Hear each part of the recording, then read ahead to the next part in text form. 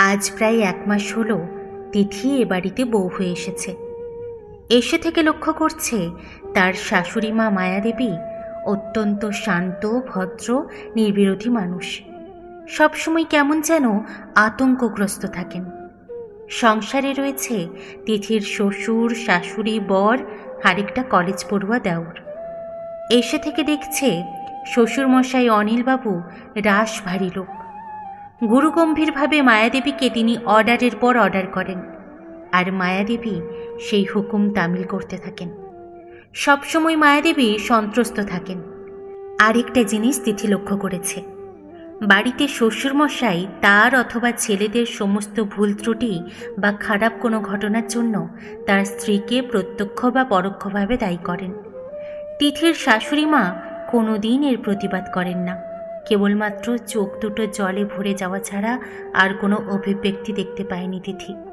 কখনো তরকারিতে নুন কম, কখনো বেশি, কখনো নিজের চশমাটা চেয়ারে রেখে ভুল করে তার উপর বসে ভেঙে ফেলে অনিলবাবু মায়াদেবীকে ধমকানি দেন, আমি তো ব্যস্ত মানুষ, তুমি কেন তুলে রাখুনি?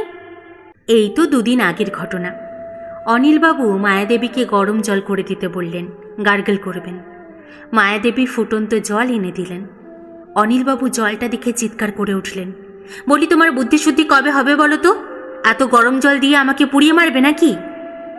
তিথি অবাক হয়ে দেখে মায়াদেবী অপরাধীর মতো মাথা নিচু করে দাঁড়িয়ে রইলেন। কিন্তু পরের দিন উল্টো ঘটনা ঘটল।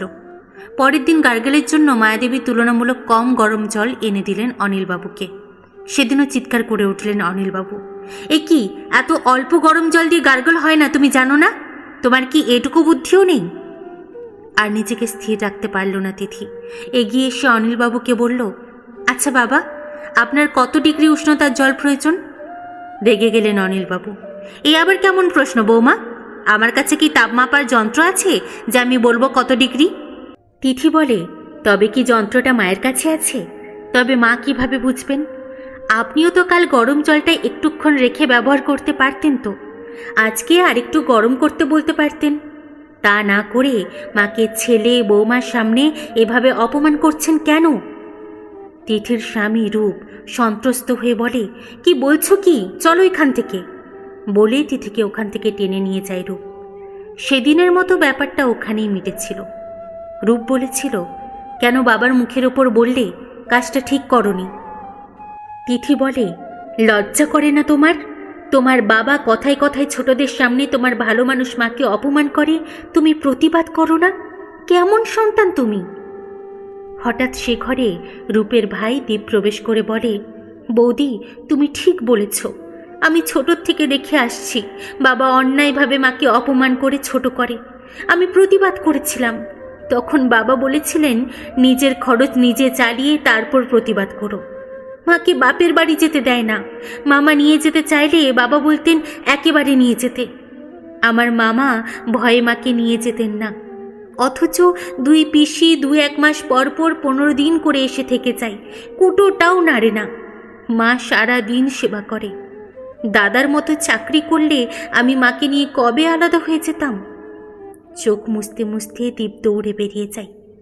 একটা দীর্ঘশ্বাস ফেলে তিথি বলে, যাক, এ বাড়ির একটা ছেলের অন্তত মেরুদণ্ড আছে।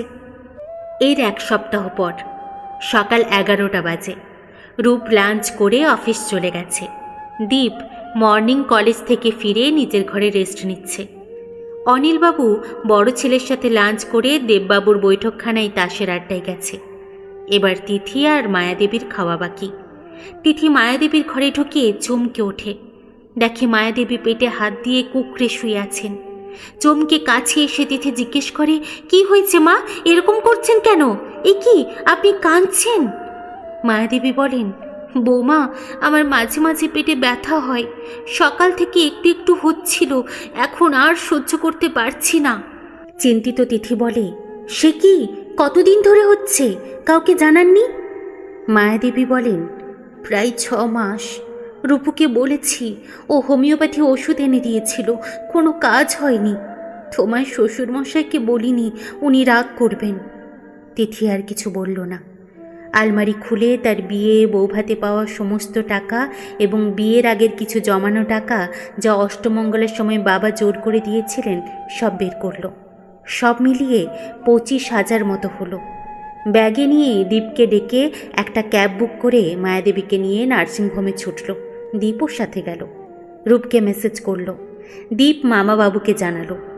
মায়াদেবীকে ভর্তি করলো তারা। ডাক্তার বললেন, মনে হচ্ছে গল ব্লাডারে স্টোন, আগামীকাল রিপোর্ট দেখে শিওর হব। পরের দিন আশঙ্কায় সত্যি হলো, গল ব্লাডারে স্টোন। ডাক্তার বললেন, আগামীকাল অপারেশন করতে হবে, তবে মাইক্রো হবে না, স্টোনগুলো অনেক বড় সাইজ হয়ে গেছে। দীপকে নিয়ে বাড়ি ফিরল তিথি। রাতে বাড়ির লোক থাকতে দেয় না। কাল ভোরে বাকি টাকার ব্যবস্থা করে নার্সিংহোম যেতে হবে, আগামীকাল অপারেশন। ঘরে ফিরে স্নান সেরে এসে দেখল রূপ আর ওর বাবা হোটেল থেকে আনানো তড়কা রুটি খাচ্ছে। তিথি ভাতে ভাত ফুটিয়ে নিল, দীপ আর তিথি খেল। রাত্রে রূপকে তিথি জিজ্ঞেস করল, তোমাকে যে টাকার ব্যবস্থা করতে বলেছিলাম করেছ? রূপ বিরক্তি সহকারে জানালো, হ্যাঁ করেছি, তবে তুমি একটু বেশিই বাড়াবাড়ি করছো। দীপ তো রয়েছে, মাও নেই, তুমিও চলে যাচ্ছ, আমার আর বাবার খাওয়া দাওয়ার কথা ভাবছো না? ঘৃণায় তিথির মনটা বিষিয়ে ওঠে। বলে, যে মা তোমাকে পৃথিবীতে এনেছে, নীরবে তোমাদের তিরস্কার সহ্য করে সারা জীবন সেবা করে গেছে, তার কোনো মূল্য নেই তোমার আর তোমার বাবার কাছে? তাহলে আমি তো 1 মাস এসেছি, আমার তো কোনো দামই থাকবে না। তোমার মতো অমানুষের সাথে আমাকে সংসার করতে হবে ভাবতেই পারছি না। আর কথা বাড়ায় না, শুয়ে পড়ে তিথি। ভোরবেলা উঠে দেখে রূপ অঘরে ঘুমোচ্ছে। তিথি একটা কাগজে লিখল রূপকে, মায়ের অপারেশনের পর মাকে নিয়ে মামাবাবুর কাছে উঠব, মামিমার বয়স হয়েছে তো, উনি পারবেন না। যে মানুষটা অন্যের সেবা করে কেবল তিরস্কার পেয়েছেন, তার অসুস্থতায় সেবা পাওয়াটা তার অধিকার, আমাদের কর্তব্য। ছোটবেলায় মাকে হারিয়েছি, দ্বিতীয়বার মাকে হারাতে পারবো না। যে টাকাটা তুমি দিয়েছ তার চেয়ে বেশি মূল্যের গয়না আলমারিতে রাখা আছে, প্রয়োজনে বেচে টাকাটা নিয়ে নিও। লেখা কাগজটা টেবিলে চাপা দিয়ে রাখল। মায়াদেবীর অপারেশন হয়ে গেছে। আজ মায়াদেবীকে নিয়ে মামা শ্বশুরের বাড়িতে উঠেছে তিথি। যেমন শাশুড়ি মায়ের সেবা করছে, তেমনি মামিমাকেও রান্নায় সাহায্য করে তিথি। দীর্ঘ 32 বছর পর বোনকে আনতে পেরে মামাবাবু খুব খুশি। মামিমা বলেন, মেয়েটা জীবনে কোনোদিন সুখ পেল না, সব থেকেও কিছুই নেই, তবে ওর বৌমা ভাগ্যটা যে এত ভালো হবে বুঝিনি। ছেলেরা যেটা পারেনি সেটা বৌমা করে দেখালো। আজ 1 মাস 10 দিন পর তিথি শাশুড়ি মাকে নিয়ে ঘরে ফিরছে। আজ রূপ এসেছে মাকে বাড়ি ফিরিয়ে নিয়ে যেতে, তাও আবার অফিস ছুটি নিয়ে। তিথি খুব খুশি হয়েছে। যাক, মায়ের জন্য তার ব্যস্ত স্বামী কিছুটা সময় তো ব্যয় করছে। ঘরে এসে শাশুড়ি মাকে স্নান করিয়ে নিজে ফ্রেশ হয়ে নেয়। তারপর রান্নার মেয়ে টগরকে বলে, টগর, মায়ের কম মশলা, কম ঝাল, কম তেলে রান্না কি করেছ? টগর বলে, তুমি কাকিমাকে নিয়ে টেবিলে বসো বৌদিমণি, আমি খেতে দিচ্ছি। খাবার দেখে চমকে ওঠে তিথি, চামচে নিয়ে টেস্ট করে। টগরকে বলে, টগর, এত সুন্দর গোলমরিচ দিয়ে হালকা অথচ টেস্টি খাবার বানাতে কোথায় শিখলে তুমি? টগর হাসতে হাসতে কাছে এসে বলে, বৌদিমণি, এসব আমার রান্না না, এসব কাকাবাবু রেঁধেছেন। ভোরে উঠে বাজার থেকে মাগুর মাছ এনেছেন, ইউটিউব না কি বলে ওখান থেকে দেখে রান্না করেছেন, আমি শুধু সাহায্য করেছি। ফ্রিজে কত ফল এনে রেখেছেন, বাড়তি দুধ নিয়ে আমাকে দিয়ে ছানা কাটিয়ে ফ্রিজে রেখেছেন।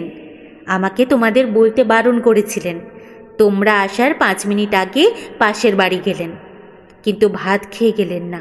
বললেন, আগে রুগী মানুষটার খাওয়া হোক। তিথি দেখছে শাশুড়ি মায়ের চোখ দিয়ে জলধারা নামছে। বড় তৃপ্তি করে খাচ্ছেন তিনি স্বামীর ভালোবাসা মিশ্রিত খাবার। ইতিমধ্যে শ্বশুরমশাই ফিরে টগরকে হাঁক পাড়েন, টগর, কি রেঁধেছিস? আমার রুমে লাঞ্চ পাঠিয়ে দে। পথ আটকে দাঁড়ায় তিথি, পায়ে হাত দিয়ে প্রণাম করে। বিরক্ত ভাবেনে বলেন, কি ব্যাপার, খামোখা প্রণাম করছো কেন? তিথি বলে, বাবা, আমি সব জেনে গেছি। মায়ের সাথে খারাপ ব্যবহার করায় অনেক কটু কথা আপনাকে বলেছি। আজ আপনার এই মহান রূপ দেখে আপনাকে প্রণাম করব না? শ্বশুরমশাই বলেন, প্রণাম তো তোমাকেই করা উচিত ছিল, কিন্তু ছোট বলে পারিনি। তোমার শাশুড়ি মা যে আমার সংসারে কতটা প্রয়োজনীয় তা এতদিনে তার অনুপস্থিতিতে হাড়ে হাড়ে বুঝেছি, অথচ তুমি 1 মাসেই তা বুঝেছিলে। তার প্রতি হওয়া অন্যায়ের প্রতিবাদ করেছ। আমার বোনেদের এত আদর যত্ন করে 15 দিন 20 দিন করে সেবা করতেন তোমার শাশুড়ি মা। তার অসুস্থতায় খবর নেওয়া, এখানে এসে 2 দিন থাকা কোনোটাই করেনি তারা। অথচ আমি তাকে প্রায় 32 বছর বাপের বাড়ি যেতে দিইনি। কতটা যন্ত্রণা নিয়ে সে আমার সেবা করে গেছে। তাই এইটুকু তো আমার প্রায়শ্চিত্ত বৌমা।